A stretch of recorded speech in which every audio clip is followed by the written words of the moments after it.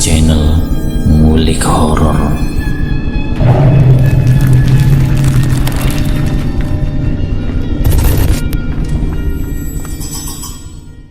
Assalamualaikum warahmatullahi wabarakatuh. Kembali lagi di channel Ngulik Horor. Channel kami menceritakan tentang kisah-kisah misteri yang mungkin bisa menemani agan-agan dan sista semua ya. Kali ini saya akan membawakan kisah misteri yang diambil dari Muhammad Arif Ihsani Eski. Kalian juga dapat mengunjungi FB-nya langsung ya. Nanti linknya saya akan sediakan di kolom deskripsinya. Oh ya, di dalam cerita ini nama dan tempat saya samarkan semua ya, untuk menjaga privasi pihak yang terlibat di dalamnya. Yuk daripada kita lama-lama langsung saja kita simak ceritanya. Bismillahirrohmanirrohim. Kali ini saya akan membawakan kisah misteri yang berjudul Kuntilanak Menyebabkan Kebencian Suami Istri. Ini adalah pengalaman meruqyah yang sangat mendebarkan, sekaligus menarik. Ketika saya meruqyah, muncullah suara keras pekikan kuntilanak yang sangat menakutkan. Selama ini, saya hanya mendengar suara kuntilanak di tayangan-tayangan TV. Namun kemarin ketika saya meruqyah, betul-betul nyata terdengar suara kuntilanak dan semua orang yang hadir mendengar suara tersebut. Selengkapnya di dalam Al-Quran QS Al-Baqarah ayat 102, Allah Subhanahu wa Ta'ala berfirman, dan mereka mengikuti apa yang dibacakan oleh setan-setan pada masa kerajaan Sulaiman. Dan mereka mengatakan bahwa Sulaiman itu mengerjakan sihir. Padahal Sulaiman tidak kafir, tidak mengerjakan sihir. Hanya setan-setan itulah yang kafir yang mengerjakan sihir. Mereka mengajarkan sihir kepada manusia, dan apa yang diturunkan kepada dua orang di negeri Babil, yaitu Harut dan Marut. Sedang keduanya tidak mengajarkan sesuatu kepada seorang pun sebelum ia mengatakan, sesungguhnya kami hanyalah cobaan bagimu, sebab itu janganlah kamu kafir. Maka mereka mempelajari dari kedua malaikat itu apa yang dengan sihir itu. Mereka dapat menceraikan antara seorang suami dengan istrinya. Dan mereka itu ahli sihir tidak memberi mudarat dengan sihirnya kepada seorang pun kecuali dengan izin Allah. Dan mereka mempelajari sesuatu yang memberi mudarat kepadanya dan tidak memberi manfaat. Demi sesungguhnya mereka telah meyakini bahwa barang siapa yang menukarnya kitab Allah dengan sihir itu, tidaklah baginya keuntungan di akhirat, dan amat jahatlah perbuatan mereka menjual dirinya dengan sihir. Kalau mereka mengetahui QS Al-Baqarah ayat 102.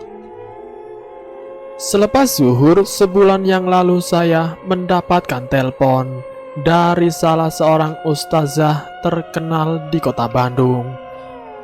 Beliau menginformasikan bahwa menantu dari salah seorang jamaah pengajian beliau sedang bermasalah dengan suaminya yang penanganannya memerlukan metode ruqyah. Singkat cerita, kita sepakat bahwa malam harinya akan dipertemukan dengan jamaah beliau di rumah beliau. Tepatnya ba'da Isya, saya meluncur ke rumah Bu Ustazah yang tadi saya ceritakan. Rumah beliau terletak di kawasan Bandung Utara. Tidak lama kemudian saya pun sudah sampai di rumah beliau. Di rumah beliau telah hadir jamaah beliau, yaitu seorang ibu dan anak laki-lakinya.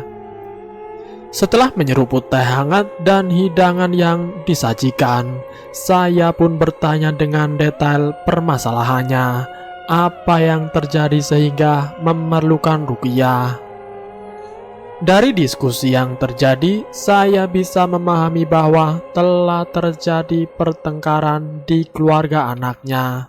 Kurang lebih sudah 3 pekan, pasangan suami istri anaknya bertengkar terus-menerus. Sang istri tiba-tiba merasakan kebencian yang sangat kepada suaminya. Sang suami mencoba untuk mendekat dan mengintrospeksi. Namun setelah begitu lama berpikir, memang tidak ada permasalahan yang signifikan. Seingat suami, ia tidak pernah melakukan kesalahan apapun pada istrinya.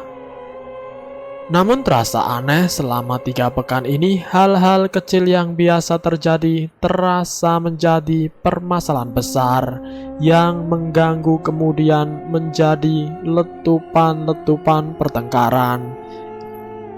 Yang mengherankan adalah semua merasa tidak nyaman jika berada di samping sang istri. Bahkan anak mereka yang baru berusia sekitar 4 tahunan pun tidak mau, bahkan merasa ketakutan jika berada di samping sang ibu. Bahkan yang biasanya anak tersebut bisa tidur jika dikeloni sang ibu, ini malah merasa ketakutan ketika berdekatan dengannya. Setelah saya pahami dengan detail kronologi permasalahannya yang terjadi di keluarga tersebut, saya mulai menjelaskan peringatan ruqyah syariah serta hukum yang berkaitan dengannya. Hal ini agar tidak ada kesalahpahaman tentang ruqyah. Selama setengah jam saya membacakan ayat-ayat ruqyah kepada sang suami, namun tidak ada reaksi apa-apa. Saya simpulkan bahwa sang suami memang tidak ada gangguan jin. Karena menurut pengalaman meruqyah saya selama 5 tahun, jika si pasien sudah dibacakan ruqyah dengan maksimal dan tidak ada reaksi apa-apa, maka ia tidak ada gangguan jin, insya Allah. Ruqyah yang peruqyahnya bisa mengetahui dan melihat jin atau bisa menembus alam gaib. Sedangkan pada ruqyah yang syariah, peruqyah tidak bisa melihat atau tembus ke alam gaib. Peruqyah hanya bisa melihat dari ciri-ciri dan reaksi dari orang yang diruqyah. Jika ada gangguan jin, maka orang tersebut akan bereaksi. Bisa muntah, berteriak, atau menangis. Bisa juga meronta-ronta atau kesurupan jika gangguannya berat. Jadi hasil menurut analisa saya, sang suami tidak ada gangguan apa-apa. Kemudian saya menganjurkan agar istri yang bersangkutan diruqyah. Justru bisa jadi titik permasalahannya ada pada sang istri. Namun sayang saat itu sang istri berada di rumahnya. Ia tidak ikut serta. Atas kesepakatan bersama, kami semua meninggalkan rumah Bu Ustazah dan langsung meluncur menuju rumah pasien kami untuk meruqyah sang istri. Tidak dikira ternyata rumah pasien tersebut adalah sebuah villa yang megah di kawasan Bandung Utara. Sekitar villa adalah hutan dan pohon bambu yang lebat. Sungguh tempat yang nyaman yang berada di pinggiran Bandung Utara. Namun kalau diteliti dengan baik, tepatnya villa tersebut terletak di tengah hutan dan jauh dari rumah tetangga yang lain. Sesampainya di rumah, saya langsung melakukan proses ruqyah kepada sang istri. Waktu itu yang hadir di majelis ruqyah adalah sang mertua, suami pasien. Dan saya selaku peruqyah, saya mulai membaca ayat-ayat ruqyah dengan khusyuk dan suara yang keras. Ruqyah tersebut terus berlangsung sampai durasi waktu 3-50 menitan. Begitu sampai 30 menit, ketika semuanya sedang hening menyimak alunan ayat ruqyah, tiba-tiba terdengar pekikan ketawa kuntilanak. dengan suara melengging keras dan cukup lama. Uniknya suara kuntilanak tersebut bukan muncul dari lisan si pasien. Ia benar-benar terdengar dari arah punggung atau belakang pasien tersebut. Semua yang hadir terkejut dan tentunya muncul rasa takut secara alami. Kemudian beberapa saat terasa hening. Kemudian saya menyuruh agar masing-masing kami meminum air untuk menghilangkan ketegangan. Sang ibu mertua dengan masih kelihatan shock, ia mengatakan seperti melihat asap mengepul dari belakang sang menantu. Ya, kesimpulan saya kuntilanak tadi terbakar, dan sebelum ia kabur ia berteriak melengking. Kesimpulan saya, permasalahan yang terjadi di keluarga tersebut adalah disebabkan oleh kuntilanak tadi. Kebencian yang ada sehingga muncul pertengkaran suami istri adalah ulah si kuntilanak. Ia menyebabkan pertengkaran sehingga bisa sampai menyebabkan perceraian pada suatu keluarga. Maka hati-hatilah jika di keluarga Anda muncul kebencian pada pasangan Anda. Bisa jadi ini adalah strategi setan untuk menghancurkan keluarga. Silakan mencoba membaca tulisan ini. Wahai jin yang bersembunyi di dalam tubuhku, sesungguhnya aku ikhlas engkau keluar dari dalam tubuhku. Maka atas izin dan kekuasaan Allah, keluarlah melalui muntah, keluarlah dengan mudah, keluarlah melalui sendawa. Bismillah, bismillah. Coba baca tulisan ini berulang-ulang minimal 5 kali. Lalu lihatlah reaksi tubuhmu. Kalau ada perasaan mual atau sendawa, lalu pegang perut dengan tangan kanan. Agak ditekan sedikit, lalu tarik ke arah mulut. Kalau mau muntah, maka muntahkan saja.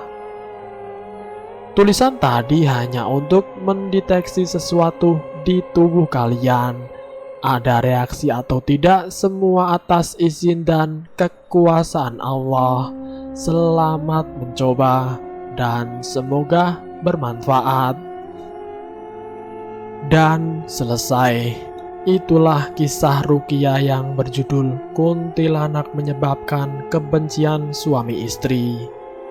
Jadi kesimpulannya, jika Anda sedang bertengkar dengan pasangan Anda, berpikirlah lebih jernih lagi. Kita harus bisa menjaga emosi kita, sebab emosi itu adalah datangnya dari setan. Semoga kita semua dijauhkan dari hal-hal yang seperti itu. Dan semoga pula kita selalu dalam lindungan Allah Subhanahu wa Ta'ala. Ambil sisi positifnya dan buang jauh-jauh sisi negatifnya. Terima kasih sudah mampir di channel kami. Jika kalian tertarik dengan video kami, silahkan tekan tombol like, share, dan komen. Tekan subscribe untuk mengikuti video kami selanjutnya. Wassalamualaikum warahmatullahi wabarakatuh.